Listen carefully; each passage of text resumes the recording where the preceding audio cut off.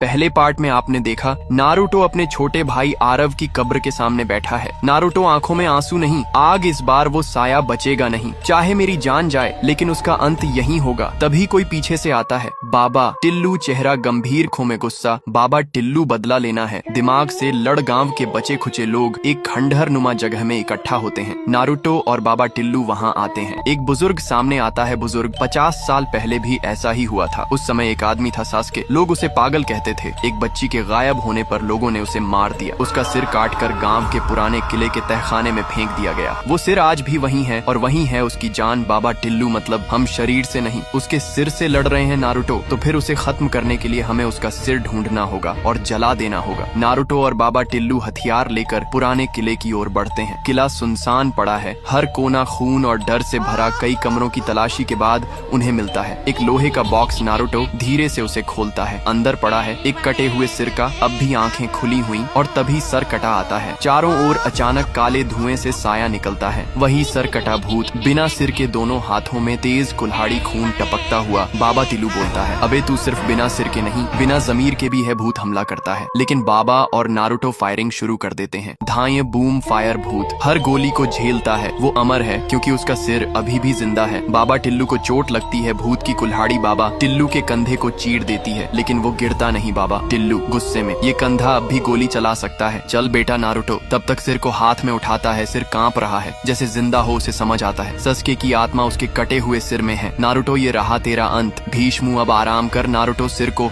Fire grenade से जलाने वाला होता है। तभी सस्के की आत्मा की गूंजती हुई आवाज आती है, मैं निर्दोष था, उन्होंने मुझे मारा, मुझे इंसाफ चाहिए था, सिर्फ इंसाफ। तू निर्दोष था, पर अब तू कातिल बन गया है। अब तुझे मुक्ति नहीं, अंत मिलेगा। वो सिर पर फायर ग्रेनेड फेंकता है। सिर जलने लगता है, पूरा किला कांपने लगता है। भूत तड़पता है, चीखता है और फिर हवा में उड़ जाता है। गाँव में पहली बार चिड़ियों की आवाज सुनाई देती है। न कोई दस्तक, ना कोई लाश। लोग नारुतो और बाबा टिल्लू को घेरे खड़े होते हैं। बाबा टिल्लू भूत नहीं, उसकी पूरी कहानी खत्म हुई और अब कोई डर नहीं। 2 महीने बाद नारुतो अब गांव छोड़ने वाला है। बाबा टिल्लू अब गांव का रक्षक बन चुका है। रात के 12 बजे ठक ठक ठक ठक एक घर के दरवाजे पर फिर दस्तक होती है। एक बच्चा बाहर आता है, कोई नहीं, लेकिन कोने में खड़ी एक लड़की दिखती है। बिखरे बाल, काली आंखें, होठों पर मुस्कान। लड़की धीरे से, सस्के तो निर्दोष था पर मैं नहीं। पार्ट 3 के लिए कॉमेंट कर।